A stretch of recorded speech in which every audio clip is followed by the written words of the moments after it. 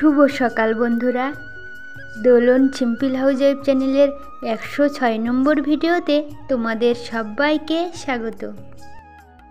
যে যেখান থেকে আমার ভিডিওটি দেখছো, আশা করছি তোমরা সবাই অনেক অনেক ভালো আছো, আর তোমাদের আশীর্বাদে আমিও কিন্তু অনেকটাই ভালো আছি। তো বন্ধুরা, তোমাদের সবার আশীর্বাদ নিয়ে আজকের ভিডিওটি শুরু করলাম। এখন বাজে সকাল 8টা, আর জানো তো বন্ধুরা, আমার কিন্তু রান্না বান্না কমপ্লিট হয়ে গেছে। আর তোমাদের দাদাভাইও কিন্তু খাওয়া দাওয়া করে কাজের জন্য বেরিয়ে গেছে, আর মেয়ে না এখনও ঘুম থেকে ওঠেনি। আর 8টা বেজে গেছে বলে বিছানাটা না গুছিয়ে নিতে চলে এসেছি। আর তবু দেখো, আমার মেয়ে না ঘুম থেকে উঠতেই চাইছিল না। তো আর বাদ বাকি কাঁথাগুলো ভাঁজ করে নিয়েছিলাম, কম্বলটা না ভাঁজ করতে চাইছিলাম। তো দেখো, ভীষণ জেদ করেছিল বলে আবারও কিন্তু ওর গায়ে কম্বলটা দিয়ে দিয়েছি। আজকে কিন্তু তোমাদের সাথে শেয়ার করব কিভাবে দেশি মুরগি কাটতে হয়। তো আর দেরি না করে চলো শুরু করা যাক। জানো তো বন্ধুরা, এই মুরগিটা কিন্তু আমার শ্বশুর এসেছিল, বলছিলাম না, শ্বশুরমশাই নিয়ে এসেছিল, শাশুড়ি পাঠিয়েছিল। তো মুরগিটা না আনার পর শ্বশুরমশাই বলছিল মুরগিটা নাকি ডিম পাড়ছিল বাড়িতে। তো ভাবছিলাম রেখে দেবো, আর রাতের বেলায় নিয়ে এসেছিল বলে আর রাখারও না কোনো জায়গাই ছিল না। তো একটা জলের বালতি ছিল, জলটাকে ফেলে দিয়ে তোমাদের দাদাভাইয়ের একটা জামা রেখে তারপরেই কিন্তু মুরগিটা রেখেছিলাম। আর বালতির গায়ে মনে হয় জল লেগেছিল, সেই জলের জন্য কিন্তু মুরগিটা আরও ঠান্ডা লেগে গেছিলো।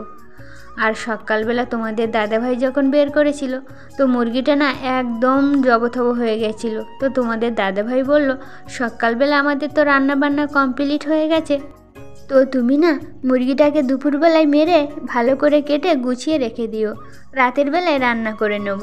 তো এখন দুপুর হয়ে গেছে আর সব কাজবাজ কিন্তু আমার সারা হয়ে গেছে, তাই এবার মুরগিটাকে কেটে নিয়ে পরিষ্কার করে নিচ্ছি। তো তোমরা শুধুই দেখতে থাকো ভিডিওটা, কেউ কিন্তু স্কিপ করবে না। আর আমার আজকের ভিডিওটি তোমাদের যদি ভালো লেগে থাকে, অবশ্যই কিন্তু লাইক, কমেন্ট, শেয়ার এবং সাবস্ক্রাইব করতে ভুলে যেও না। আর আমি না মুরগিটাকে কাটার আগে জল গরম বসিয়ে এসেছিলাম। তো মুরগিটা কেটে নিয়ে জল গরমটা দিয়ে না একটু লোমগুলো ভালো করে ছাড়িয়ে নিচ্ছি। আর মুরগিটা কিন্তু ভালোই বয়স হয়ে গেছে, আর জলটা ভালোই গরম করে নিয়েছিলাম, তাই জন্য কিন্তু পায়ের যে শুকনো চামড়াগুলো থাকে সেগুলোও না পুরো পরিষ্কার হয়ে গেছে।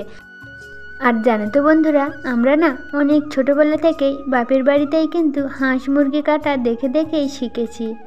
আর কাটার পর না এইভাবে একটু ঝলসে নিলে গায়ে যদি ছোটো ছোটো লোমগুলো থাকে সেগুলো কিন্তু পুড়ে যায়, আর মাংসটাও কিন্তু খেতে অনেক টেস্টি হয়।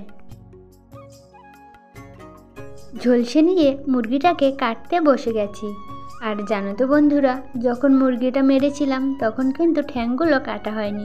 এখন মুরগিটা ভালো করে পরিষ্কার করে নিয়ে তারপরেই কিন্তু ঠ্যাংগুলো কেটে বাদ দিয়ে দেবো। আর প্রথমেই কিন্তু ঠ্যাং ডানা কেটে নিয়ে এই যে পিঠের উপর দেখছো, এখান থেকেই কাটতে হয়, তাহলে না মুরগির ভিতরের খাদ্যথলি আর যে পিত্তুটা থাকে না মিডুলের সাথে, সেটা কিন্তু কেটে যায় না বা ফেটেও যায় না, আস্তে আস্তে সুন্দর করে বাইরে বের করে নেওয়া যায়। আর আমিও কিন্তু ওইভাবে বের করে নিয়েছি। আর গলার যে নালিটা থাকে সেটাই কিন্তু একটু টেনে বের করে দিচ্ছিলাম। আর এবারে না খাদ্যথলিটা পুরো একটা চামড়ার সাথে জড়িয়েছিল, সেটাকে আস্তে আস্তে টেনে নিয়ে বার করে দিচ্ছিলাম। তোমাদের সাথে কথা বলতে বলতে আমার কিন্তু মুরগিটা না পুরো পরিষ্কার করে কাটা হয়ে গেছে। আর এর ভিতরে যে ফুসফুসগুলো থাকে সেগুলো না ভালো করে বের করে নিয়েছিলাম। আর গায়ে যে রক্তগুলো লেগেছিল তার জন্যই না গামলির জলের মধ্যে একটু ধুয়ে নিয়েছি। জানো তো বন্ধুরা, আমার কিন্তু মুরগিটা পুরো পরিষ্কার করে কেটে নেওয়া হয়ে গেছে, আর নাড়িটাও কিন্তু বের করে নিয়েছি। আর এবার না ডিমের যে থলিটা থাকে সেটাই কিন্তু কিছুটা অংশ বাদ দিয়ে পরিষ্কার করে নিয়েছি। তার চেয়ে কি যেন পাকা ঘরে না এইভাবে মুরগি কাটলে কিন্তু ঘর বাড়ি একদমই নোংরা হয় না। আমি প্রথমে তো একটা খবরের কাগজ পেতে নিয়েছিলাম, তারপরেই কিন্তু একটা প্লাস্টিকের পেপার পেতে নিয়েছিলাম। আর মুরগিটা কাটার পর যে নোংরা নাড়িভুড়িগুলো পড়েছিল সেগুলোই কিন্তু প্লাস্টিকের উপরে ছিল, তো প্লাস্টিকটা ধরে নিয়ে ফেলে দিয়েছি। এখন কিন্তু আমার খবরের কাগজটা পুরো পরিষ্কার করে নেওয়া হয়ে গেছে, আর এতেও কিন্তু কোনো নোংরাও হয়নি। তো তো যে মাংসগুলো পরিষ্কার করে নিয়েছিলাম সেগুলো না দা দিয়ে আর একটা কাঠের উপর রেখে পিস পিস করে কেটে নিয়েছি। আর কাটার পর না বটি দিয়ে ভালো করে কেটে নিচ্ছিলাম। তো বন্ধুরা, আমার এই পদ্ধতিটি তোমাদের কেমন লাগলো? আর তোমরাও যদি ঘরে বসেই মাংস কাটতে চাও, এই পদ্ধতিতেই যদি কেটে নাও না, ঘরবাড়ি কিন্তু একদমই নোংরা হবে না আর খুব সহজেই কিন্তু পরিষ্কার করে কেটে নিতে পারবে। জানো তো বন্ধুরা, তোমাদের সঙ্গে কিন্তু আর একটা কথা বলা হয়নি। তোমরা তো তখন দেখেছিলে দুপুরবেলায় কিন্তু আমি মুরগিটা না কেটে পরিষ্কার করে নিয়েছিলাম। তো তারপর না আর সময় হয়নি মুরগি কাটার। আর এখন যে মুরগিটা কাটছি এখন কিন্তু সন্ধে হয়ে গেছে, এই ধরো 6টা বাজে। তো এখন না আমার মেয়ে ছেলে কেউ কিন্তু বাড়িতে নেই। বিকাল 4টের সময় ওদেরকে না টিউশনিতে দিয়ে এসেছি।